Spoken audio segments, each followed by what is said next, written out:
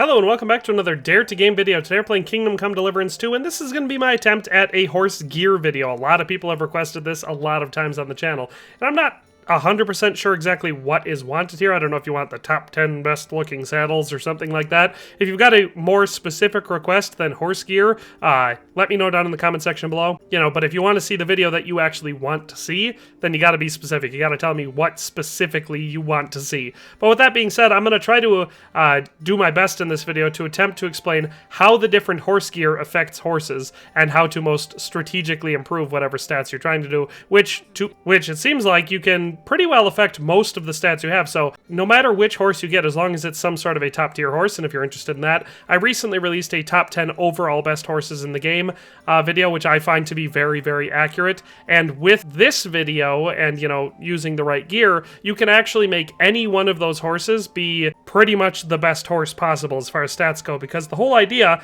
and I think a lot of people get this wrong with the horse gear in this game, is not to just take the most expensive piece of horse gear for every single slot and put it on your horse. You can do that, but if you have a horse that's got really great stamina and speed but really low carrying capacity or really low courage, those are the things you should focus on augmenting the most. You should be putting items on the horse that are going to affect those stats, and that's the point of this video. So you can see my horse right here, Attila, of course, the famous war horse in this game, and we've got our stats pretty solid. You can see I've got all of the slots filled out, or at least you can see when we're looking at it. We've got a saddle on. You can't see it, but I have horseshoes on.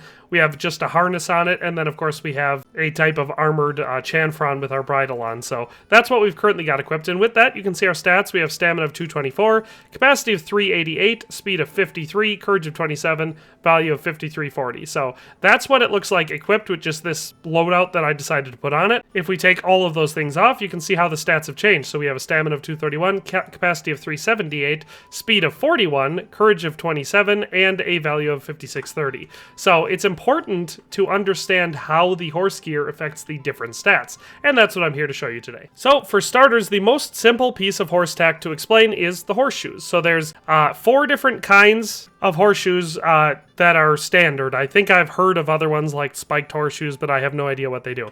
As far as the ones that I have found in the game and have been able to figure out, we've got, like I said, we've got these 5 different varieties of horseshoes. I don't know why I said 4 before.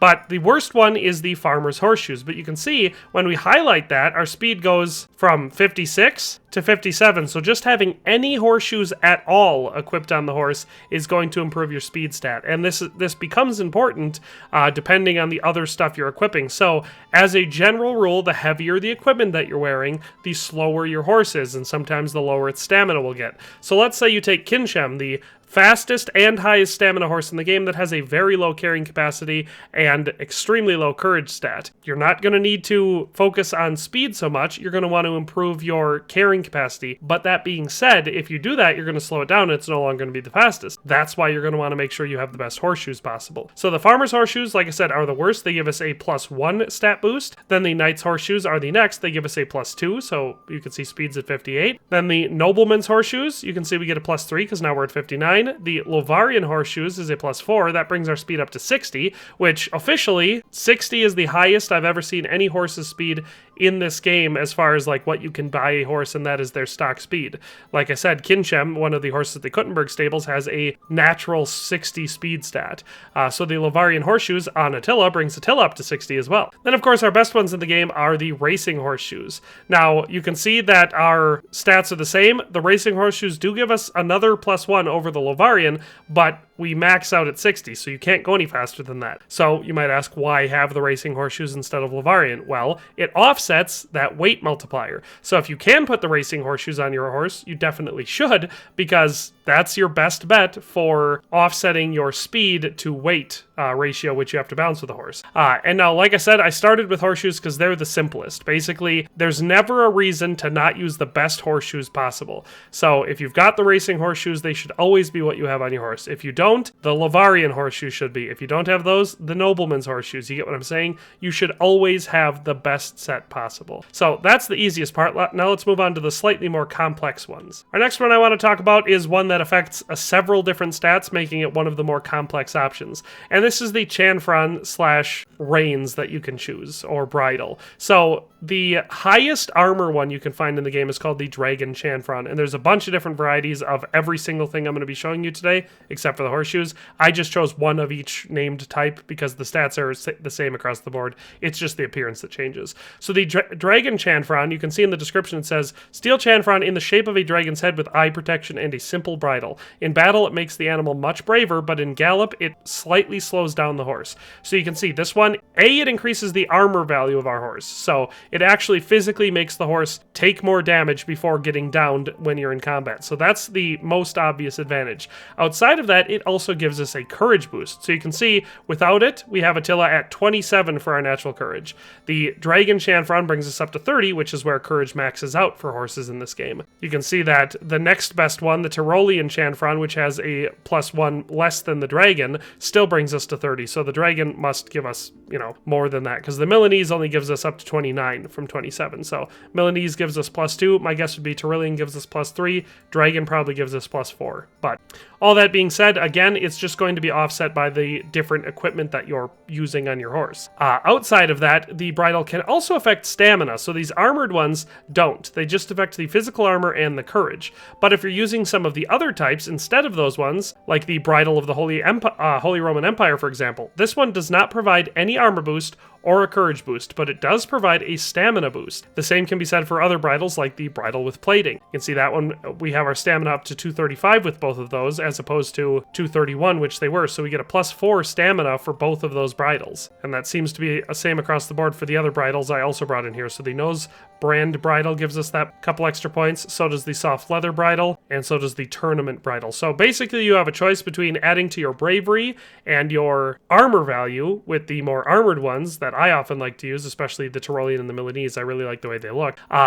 And a courage boost, but you can get a stamina boost with the lighter ones. So again, this is going to depend on the horse you're using. Does the horse already have really high courage? Well, then maybe it would be smarter to use a lighter bridle like the bridle of the Holy Roman Empire to improve the stamina if that horse has worse stamina. So that's where the Chanfron / bridles come in. So that's our next piece that I wanted to talk about. Next up, we have saddles, which are probably the most visible thing and the thing that most people think of right away when, considering different tack for their horses. And it makes sense why, because they are very important. They're also very expensive. You can see our top tier saddles, which in this game, as far as price goes, are the Krakowian saddle and the Dragon saddle. Both of those are worth 2,300 groschen each. So very, very expensive. These are super important for a horse because, in my opinion, the most important horse stat is carrying capacity. And the saddle is where you're going to get the most of that. So you can see once we take it off, this horse only has 378 carrying capacity, but if we equip either of these top tier ones, you can see we're bringing that up to 578. A giant difference. It's literally 200 pounds more that the horse can carry just for a better saddle. And you can see that when we go to the Bravante saddle and the Bryden saddle and the Transylvanian Knight saddle, they still add quite a bit, but you can see we're losing carrying capacity with each one. And you can also see that these saddles are not affecting the speed until we get down to the Moglin saddle. So the Norman saddle and up all keep our speed maxed out. So none of these are going to slow your horse down at all. Once you start getting down into these worse saddles, the Moglin saddle is a saddle that brings our speed down a bit. The Soldier's saddle, you can see, actually brings it down past, lower than our base one was. So there are certain things to consider in here, like some of the horse equipment you have might actually be making your horse actively worse. You can see with the Prague saddle equipped, we would have 398 carrying capacity and 43 speed. But with no saddle equipped, we have 37 speed and 378 carrying capacity. So it's better because we have the saddle, but not nearly as good as if we have our top tier saddle. So again, the saddles, for the most part, are going to be the better saddle you can possibly get is the one that you're going to want to stick with. So there's not really a balancing act between two different stats like there are with the bridles. So again, for the saddles, it's going to be, you're going to want a Krakowian saddle or a Dragon saddle, and then you just match it to the color scheme that you're going for. Our last section is possibly the most complex, and that is going to be the rest, like the horse armor or the caparison or the tack or the harness, because there's a lot of variety here. So you can see multiple stats are affected by this. This is the most important piece. So the tournament caparison quilted, is just the first one that I had in my inventory here, value-wise. And you can see, A, it adds to the armor value of our horse. It also affects the courage stat because it's adding armor, so that gives you a small boost. So again, if you have a horse that's very fast and has great stamina but isn't very brave, you're going to want some sort of a comparison that adds armor to it because you're going to want to boost that courage stat. It can also affect your capacity. So you can see we're at 588 with this one highlighted, and without it we're at 578. So we actually get 10 points of extra carrying capacity just for having this comparison on. But you can see our stamina and speed are negatively affected. So we have 219 stamina and 54 speed with this comparison on, but we're at 231 stamina and 60 speed with it off. So that's that extra weight is slowing the horse down. So that's the main calculation. Now there are certain ones that do certain things. Like I said, this one provides decent armor value, but hurts your stamina and speed, gives you a slight capacity boost, a slight courage boost. We could compare that to something like a hag harness, which doesn't give us any extra armor value, but it does give us, or it can give us, a courage boost depending on, what the horse's courage is already at, but it gives us a capacity boost usually for carrying capacity, and it affects our stamina and speed, but less than the heavier comparison does. And then of course they have these hybrid ones like the Executioner's comparison with harness. This affects all your stats.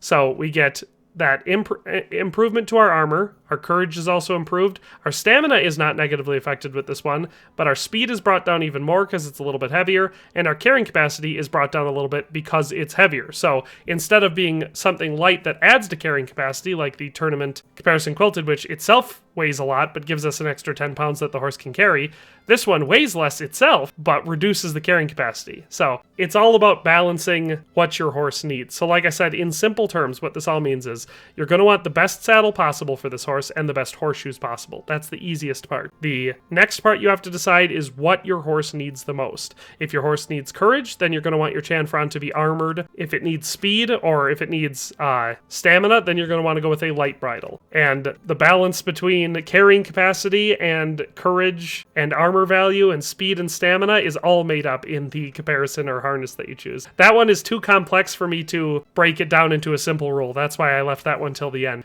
So I hope this was useful in some way. Like I said, if you have a specific guide you want to see, like you want a green loadout for your horse, you want your horse to be super green, you want a green comparison, green saddle, green bridle, all that sort of stuff, and you want it to look cool, let me know down in the comment section. But if you just wanted a overview on how the different horse tack works, I hope this video was helpful for you. So that's all for today. Hope you enjoyed the video. We'll see you next time. Thanks for watching another Dare to Game video. If you liked this video, please leave a like and a comment. If you haven't already, be sure to subscribe to the channel.